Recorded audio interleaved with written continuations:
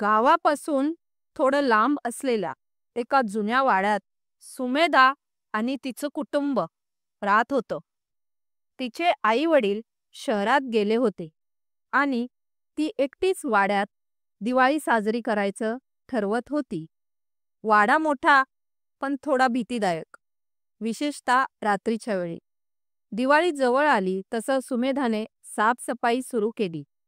प्रत्येक खोलीत कोळ्यांची जाळी, धूळ आणि जुनं सामान साफ करताना तिला अटारीत एक जुनं लोखंडी पेटी सापडली. पेटी उघडल्यावर आत एक सुंदर पण खूप जुने मातीचे दिवे होते, काळाच्या ओघात काळवंडलेले. तिला आजीची गोष्ट आठवली. हे दिवे परत कधीच लावू नको. त्या दिव्यात घरातील एक आत्मा जिवंत होतो. ती हसली आणि मनात म्हणाली, अरे अशा गोष्टी आता कोण मानतंय? त्या रात्री सुमेधाने तेच जुने दिवे स्वच्छ करून लावले, सुगंधी तेल घातलं, वात ठेवली, दिवे पेटवले.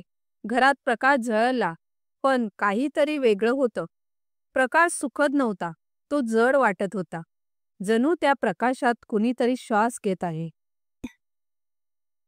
मध्यरात्री अचानक एक दिवा विझला, नंतर दुसरा, आणि मग एक विचित्र थंड वारा घरभर फिरला.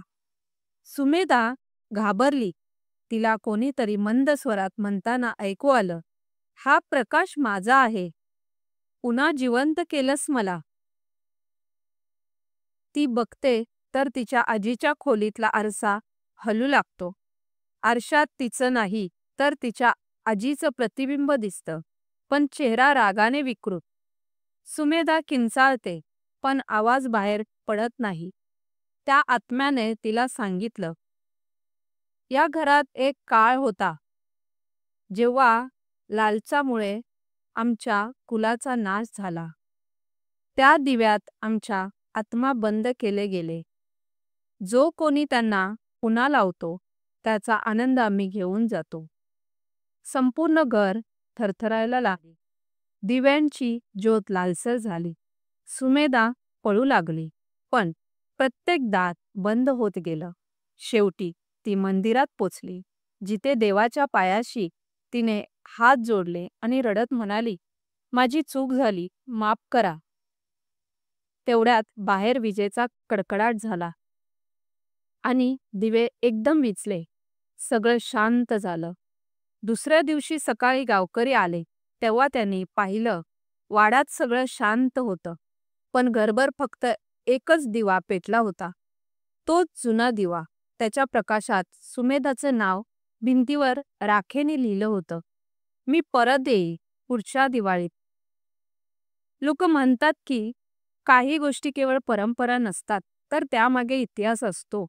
प्रत्येक दिवा फक्त प्रकाश देत नाही, काही दिव्यात आठवणी, आक्रोश, आत्म्याचे ठसे असतात. म्हणतात ना, दिवे जुने असले तरी त्यातील आग कधी विझत नाही.